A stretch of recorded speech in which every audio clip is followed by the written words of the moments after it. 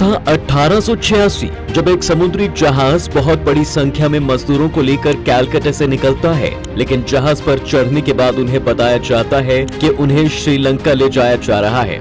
दिन बीतते जा रहे थे और जहाज में बैठे लोग बीमार पड़ने लगे थे और कुछ लोग तो अपनी जान भी गंवा चुके थे। लेकिन कुछ दिन बाद उन्हें एक और झटका तब लगता है जब उन्हें पता चलता है कि उन सभी लोगों को श्रीलंका भी नहीं बल्कि ब्रिटिशर्स द्वारा कंट्रोल की जा रही उन कॉलोनीज में ले जाया जा रहा है, जहां उनसे अलग अलग तरीके से काम लिया जाएगा। लगातार 3 महीने तक लंबा सफर करने के बाद ये लोग फाइनली गुयाना और ट्रिनिदाद एंड टबैगो जैसी यूरोपियन कॉलोनीज पहुंच जाते हैं, अपने परिवारों और अपने घर से हजारों किलोमीटर दूर। लेकिन वो ये बात नहीं जानते थे कि शायद अब वो कभी घर ना लौट पाएंगे। और यहीं से शुरू होती है उन लाखों लोगों की दर्द भरी कहानी, जिन्हें दुनिया के कोने कोने में भेजा गया, लेकिन वो लोग कभी वापस लौट कर नहीं आए। तो आइए चलते हैं उन लोगों की कहानी में। ये वीडियो आपके लिए बेहद जरूरी है, क्योंकि आपने आज तक इन लोगों के बारे में किसी किताब या वीडियो से नहीं सुना होगा। तो कर्ज से लेकर ब्लेसिंग की इस जर्नी का पहला चैप्टर खोलकर आपके साथ शेयर करते हैं। जो क्लिप्स या तस्वीरें आप देख रहे हैं, ये उस भारत का आईना है जिसे ब्रिटिशर्स ने जब चाहा, जैसे चाहा, अपने पैरों तले कुचला। और यही वो वक्त था जब ब्रिटिशर्स स्लेवरी सिस्टम का यूज करके जबरदस्त तरीके से भारतीयों को एक्सप्लॉइट कर रहे थे। घर के कामों से लेकर प्लांटेशन तक में इन स्लेव्स का जमकर यूज किया जाता था। लेकिन धीरे धीरे जब दुनिया भर में गुलामों पर बैन लगाए जाने लगे, तो ब्रिटिशर्स के लिए ये एक झटके की तरह था, क्योंकि वो स्लेवरी को फ्री में यूज कर पा रहे थे। ब्रिटिशर्स अपने हाथों में लड्डू चाहते थे, इसलिए स्लेवरी सिस्टम अबॉलिश होने के बाद परमिटिया सिस्टम को लाया गया। इसे अंग्रेजी में इंडेंचर लेबर कहा जाता है। ये सिस्टम स्लेवरी का ही एक एक्सटेंसिव रूप है। बस फिर क्या था, जैसे ही ये सिस्टम इंट्रोड्यूस किया गया, इसके बाद लाखों की संख्या में एक ऑर्गेनाइज्ड लेबर फोर्स को मजबूर किया गया कि वो इस सिस्टम के तहत खुद को रजिस्टर करवाएं।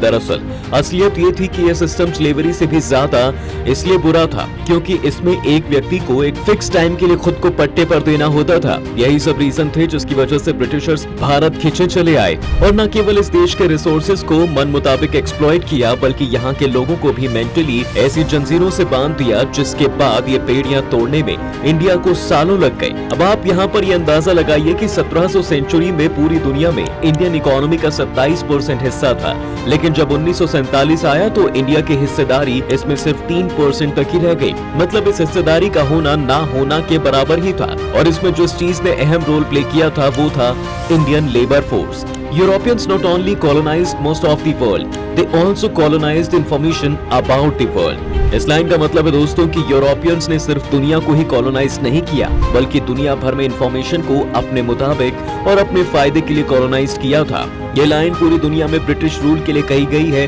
और ये बिल्कुल सच भी है, क्योंकि जितना बड़ा एम्पायर इस दुनिया में एक समय यूरोपियंस का था, उतना बड़ा शायद ही किसी का रहा हो। विश्वास नहीं हो रहा तो ये देखिए, स्लेवरी को रिप्लेस करके इंडेंचर को इंट्रोड्यूस किया गया था, जिसकी बदौलत अंग्रेजों ने स्लेवरी को एक नए और इज्जतदार तरीके से इस तरह इन लोगों पर लगाया गया कि ह्यूमन पावर को स्लेव से भी ज्यादा बदतर तरीके से लीगली अपने फायदों के लिए यूज किया गया। यानी खुद की जिंदगी किसी के हाथों में चंद रुपयों के लिए दे देना और सामने वाला इंसान आपका जैसे चाहे वैसे यूज कर सकता है। जी हाँ, सही सुन रहे हैं आप। ये ठीक वैसा ही है कि आप एक कॉन्ट्रैक्ट में आते हैं जिसके तहत आपको एक फिक्स समय के लिए फिक्स अमाउंट दिया जाएगा, लेकिन इसके बदले मनचाहा काम आपसे लिया जाएगा। एक के बाद एक लाखों लोगों को इस नियम के तहत बॉन्डेज स्लेव बना दिया गया था। और अब तो ये लीगल तरीके से किसी को स्लेव बनाने जैसा था, क्योंकि आपके सारे अधिकार, चाहे वो लीगल ग्राउंड पर हो या ह्यूमैनिटेरियन ग्राउंड पर, वो सब एक कॉन्ट्रैक्ट के थ्रू कुचल दिए गए हैं। यहाँ आपको जो बात शायद सबसे ज्यादा हैरान कर सकती है वो ये कि ये बात बहुत ज्यादा पुरानी नहीं है, बल्कि 19th सेंचुरी की है, मतलब सिर्फ 100 साल पुरानी। I think he's a fourth generation Mauritian. His ancestors.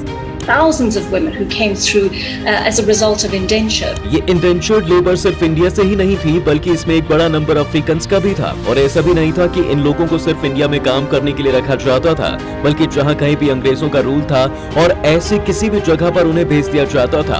अभी लोग जो स्लेव वाली जिंदगी से जैसे तैसे बचकर निकले थे, अब वो एक लीगल तरीके से स्लेव बना लिए गए थे और अब उनकी जिंदगी का हर एक पल इनके विदेशी मालिकों के हाथ में था। मारिया कालादीन अपनी रिसर्च के दौरान इस टॉपिक पर अपनी पावरफुल थ्योरीज देती हैं और बताती हैं कि वो कई ऐसे डॉक्यूमेंट से गो थ्रू कर चुकी हैं जिसमें इन लोगों की एक लंबी सूची बनी हुई है, जिसमें बताया जाता है कि कौन कितने समय के लिए इस बॉन्डेज में था।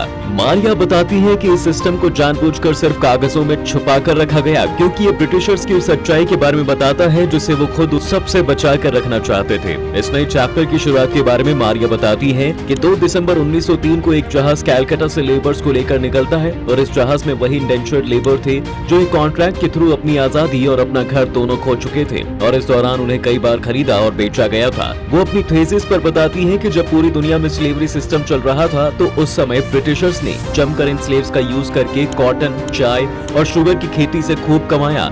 लेकिन एक बार जब ये स्लेव सिस्टम दुनिया में बैन होने लगा तो अंग्रेजों को ये बात पता चल चुकी थी कि अब यहाँ से उनका प्रॉफिट खत्म हो जाएगा और उन्हें इसका सॉल्यूशन भी चाहिए था और यही वो वजह थी जिस वजह से इंडेंचर्ड लेबर को ऑर्गेनाइज करके लाया गया। मारिया के ग्रेट ग्रैंडफादर भी इंडेंचर्ड लेबर थे जो जाने के बाद कभी वापस लौट कर नहीं आए और यही एक वजह थी जिसकी वजह से आज दुनिया भर के अलग अलग देशों के कोने में आप अफ्रीकन और इंडियन लोगों को पाएंगे। ऐसा बताया जाता है कि दुनिया भर में 32 से 34 मिलियन इंडियंस दुनिया भर में फैले हुए हैं और ये सब कहीं न कहीं इंडेंचर्ड सिस्टम का ही नतीजा है। 1838 के पीरियड का वो रियल टाइम था जब इंडेंचर्ड लेबर को पहली बार रिकॉग्नाइज किया गया और इन्हें गुयाना भेज दिया गया। अब आपने सूरीनाम, ट्रिनिडाद और टोबैगो और गुयाना का नाम तो सुना ही होगा। ये वही देश है जो एक समय इन इंडेंचर्ड लेबर के रहने और काम करने की जगह हुआ करते थे, लेकिन आज ये अपने आप में अफ्रीकन और इंडियंस द्वारा बसाए गए देश हैं। इसके बाद 1886 में लार्ज स्केल पर लोगों को फैजाबाद से एक जहाज लेकर कैलकाटा निकलता है और लगातार 3 महीने तक सफर करने के बाद ये शिप बड़ी संख्या में बैठे लोगों को लेकर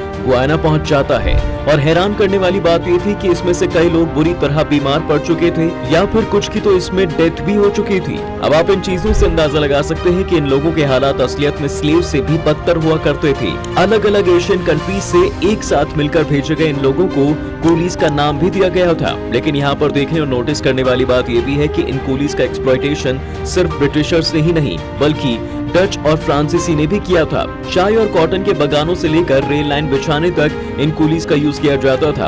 अब इन सब के बीच एक और चीज जो सबसे बुरी थी वो कि मर्दों को तो प्लांटेशन और इंडस्ट्रीज में जैसे तैसे यूज कर लिया जाता था, लेकिन औरतों के साथ जो हुआ उसके बारे में ना कहीं बताया जाता है और ना कहीं पढ़ने को मिलता है। और ये चीज सबसे हैरान करने वाली है क्योंकि उनके साथ यौन उत्पीड़न से लेकर अपने खरीदे गए मालिकों के हाथों कुछ ले जाने जैसे कई किस्से और कहानियां हैं।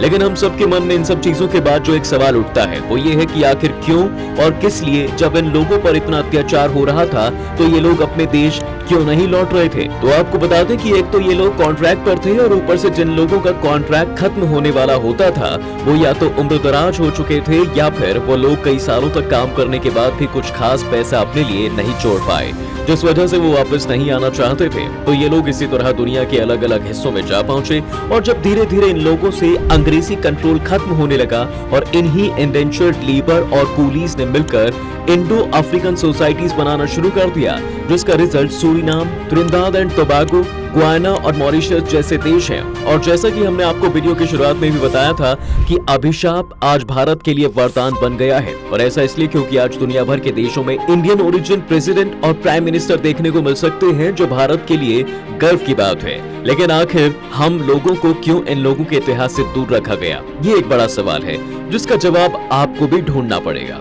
उम्मीद करते हैं कि आपको वीडियो पसंद आई होगी, तो लाइक करना ना भूलें और हाँ, चैनल को सब्सक्राइब जरूर कर लें।